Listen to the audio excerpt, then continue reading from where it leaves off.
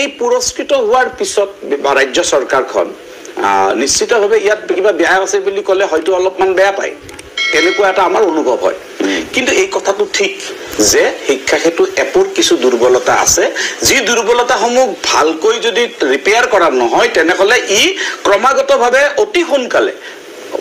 আৰু লাহে লাহে লাহে লাহে বেয়াৰ ফালে যাব কাৰণ টেবলেটটো লাহে লাহে পুৰণি হ'ব আমাৰ ব্যক্তিগত মোবাইলবোৰ পুৰণি হ'লে যেনেকৈ কাম কৰাত অসুবিধা হয় টেবলেটটোতো অসুবিধা হ'ব তেতিয়া এই এপটো কেনে ধৰণে ব্যৱস্থাপনা কৰিব এই পৰ্যন্ত শিক্ষকসকলৰ লগত আলোচনা কৰাৰ প্ৰয়োজনীয়তা আচলতে আছে কিন্তু আমি এই ক্ষেত্ৰত দুটামান কথা ক'ব খুজিছো যে যিবোৰ নিৰ্দেশনা দিয়া হৈছে এই নিৰ্দেশনাবোৰ অসমৰ প্ৰতিখন ঠাইৰ কাৰণে একে নিৰ্দেশনা দিয়া হৈছে এই কথাটো কিন্তু উচিত কথা হোৱা বুলি আমি ভবা নাই কি কাৰণে এই কাৰণে যে যিসকল শিক্ষকে তিনিখন নদী পাৰ হৈ আজি বিদ্যালয়লৈকে যায় সেই শিক্ষকজন আৰু মই গুৱাহাটীৰ চহৰত থাকি বিদ্যালয়ত উপস্থিত হোৱা শিক্ষকজনৰ মাজত ডেফিনেটলি কিছু পাৰ্থক্য থাকিব য'ত আজি ৰাস্তা পদূলি নাই য'ত আমি শিক্ষকসকলে কোৱাৰ্টাৰ এটা লৈ বা ভাড়া ঘৰ এটা লৈ থাকিব পৰা য'ত পৰিৱেশ নাই তাৰ কথাখিনি আৰু আপোনাৰ এটা আৰবান এৰিয়াৰ কথাখিনি নিশ্চিতভাৱে তাৰ পৃথকতা থাকিব এই পৃথকতাবোৰ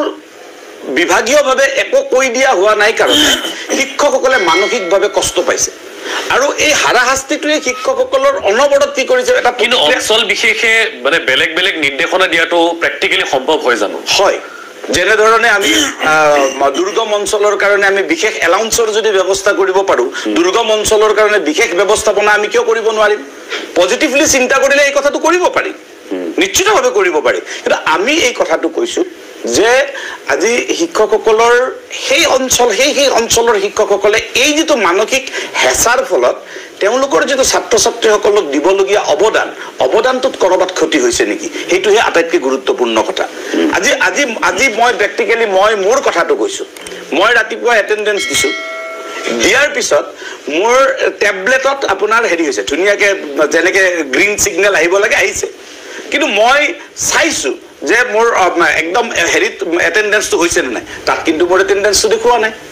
এটা কথাটো হ'ল এনেকুৱা বিসংগতি হয়তো বহুত শিক্ষকৰ হ'ব হোৱাৰ পিছত যদি 15 মিনিটৰ অজুহাতত সেই শিক্ষকজনৰ মানে সিএল কাটাৰ ব্যৱস্থাপনালৈকে গুচি যোৱা হয় তেনেহলে আমাৰ প্ৰশ্ন থাকিব এই প্ৰশ্নটো এইটোৱে যে মূল্যায়ন আৰম্ভ হোৱাৰ পিছতো মূল্যায়নৰ বহি কেইটা নিদিয়াৰ কাৰণে কোন কেইজন বিষয়া দোষী এই কথাটোৰ কাৰণে বিচাৰ হৈছে নে নাই আজি যোৱাকালিৰ পৰা পৰহিৰ পৰা 18 তাৰিখৰ পৰা মূল্যায়ন আৰম্ভ হৈছে অসমৰ এজনো ছাত্ৰ ছাত্ৰীয়ে মূল্যায়ন বহি পোৱা নাই অভ্যাসন বহি পোৱা নাই অভ্যাসন বহি নোপোৱাকৈ 2 মাহ ছাত্ৰ ছাত্ৰীসকলে পঢ়িব লগা অৱস্থাটো যিটো হ'ল এই অৱস্থাটোৰ কাৰণে শিক্ষামন্ত্ৰী ডাঙৰীয়াই কি ব্যৱস্থাপনা কৰিছে কোনো আমি বাইক পোৱা নাই কোনো আমি নিৰ্দেশনা পোৱা নাই নাৰায়ণ কোঁৱৰ ছাৰেও কোনো নিৰ্দেশনা দিয়া আমি দেখা নাই তেনেহলে এই কথাখিনি আমাক লাগিব নে নালাগিব আজিও বহু ছাত্ৰ ছাত্ৰী কিতাপ পোৱা নাই কিতাপখিনি আমাক দিব লাগিব না লাগিব আমি বাৰে বাৰে আমি তথ্য প্ৰকাশ কৰি আছো তথ্য দি আছো যে অমুক ক্লাছৰ ল'ৰা ছোৱালীয়ে অমুক কিতাপ পোৱা নাই তমুকে পোৱা নাই আমি দি আছো কিন্তু এই কথাখিনিৰ কাৰণে আমি বিভাগীয় কোনো তৎপৰতা দেখা নাই কিন্তু 15 মিনিট দেৰি হোৱাৰ তৎপৰতাৰ দেখুৱাই আপোনাৰ শিক্ষকসকলক যদি মানসিকভাৱে হাৰাশাস্তি কৰিব খোজা হয় তেনেহলে শিক্ষক কথাখিনি গৈ ছাত্ৰ ছাত্ৰীৰ ওপৰত ইনডাইৰেক্টলি পৰে আমি এনেকুৱা অভিযোগো পাইছো যে আজি আমি এখন যিখন মেমৰেণ্ডাম দিছো তাত আমি স্পষ্টভাৱে দিছো এনেকুৱা অভিযোগ আমি পাইছো অভিযোগ নহয় এমডি এছএছএ দিয়া ৱাৰ্নিং লেটাৰ পাইছো যে শিক্ষকে বাহিৰৰ পৰা এটেণ্ডেঞ্চ দি গুচি যায় এতিয়া এই গুচি যোৱা সিস্টেমটো যে কৰিছে কোনোবাই ব্যক্তিগত মোবাইলেৰে স্কুলৰ গেটত গৈ আপোনাৰ এটেণ্ডেঞ্চ দিছে দি গুচি গৈছে ইয়াৰ ফলত কি হৈছে বিদ্যালয়খনৰ যিটো আভ্যন্তৰীণ শৃংখলা এই শৃংখলাটো নোহোৱা হৈছে এটো কিহৰ কাৰণে নোহোৱা হৈছে যে এপ এটাক ইমান বিশ্বাস কৰা হ'ল কিন্তু বিদ্যালয়খনৰ প্ৰধান শিক্ষকজনক বা প্ৰিন্সিপালজনক পৰা সেই বিশ্বাসযোগ্যতাটো যেন বিভাগে ল'ব খোজা নাই এপ এটাক বেছি বিশ্বাস কৰিছে কিন্তু প্ৰধান শিক্ষকজনক বা বিদ্যালয়ৰ প্ৰিন্সিপালজনক এইটো বিশ্বাস কৰা নাই এই বিশ্বাসহীনতাৰ অৱস্থাৰে কেতিয়াও শৈক্ষিক উন্নয়ন নহব আমি আশা কৰিছো যে এপটো আমাক লাগিব এপটো আমি নালাগে বুলি কোৱা নাই এপক আমি এটেণ্ডেঞ্চ আমি নিদিওঁ বুলি কোৱা নাই কিন্তু এই গোটেই বিসংগতিখিনি দূৰ কৰক আৰু মই এটা কথাই অনুৰোধ জনাম মাননীয় শিক্ষামন্ত্ৰী মহোদয় প্ৰথম কথাটো হ'ল শিক্ষকক বিশ্বাসত নললে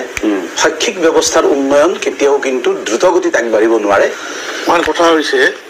যে আজি শিক্ষকৰ উপস্থিতিক লৈ যিমানখিনি কোৱা হৈছে আসলে ইয়াৰ ঘটনাবিলাক সত্য নহয় যে শিক্ষকজন অনুপস্থিত থাকে বা কিবা হেৰি হয় এই আগৰ পৰাই উপস্থিত থাকে আগৰ পৰা চাই আৰু সদায় হেডমাষ্টাৰ বা প্ৰিন্সিপালৰ অধীনতে চলি আহিছিল এতিয়া যিহেতু এপ দিছে এই এপৰ জৰিয়তে চলাৰ কাৰণে প্ৰিন্সিপাল হেডমাষ্টাৰৰ কোনো কৰণীয় নাথাকে ফলত বিশৃংখলতাৰ সৃষ্টি হৈছে বিদ্যালয়ৰ ভিতৰত প্ৰশাসনিক যিটো নেকি তৎক্ষণাৎ দেখা পোৱা নাযায় যদিও কিন্তু কাৰ্যত হৈ আছে তৃতীয় কথাটো হৈছে তাৰ কাৰণে বাৰু আমাৰ শিক্ষকসকল বহুত দায়ী একেবাৰে দায়ী আৰু জেল জৰিমনা হ'ব লগা পানিছমেণ্ট হ'বলগীয়া কিন্তু যেতিয়া অফিচত আমাৰ ফাইলবিলাক 4 বছৰ 5 বছৰ পৰি থাকে একোটা সৰু সৰু কথাৰ কাৰণে তাৰ কাৰণে ক'ত দায়ী গতিকে সেই কথাখিনি কিয় নাচায়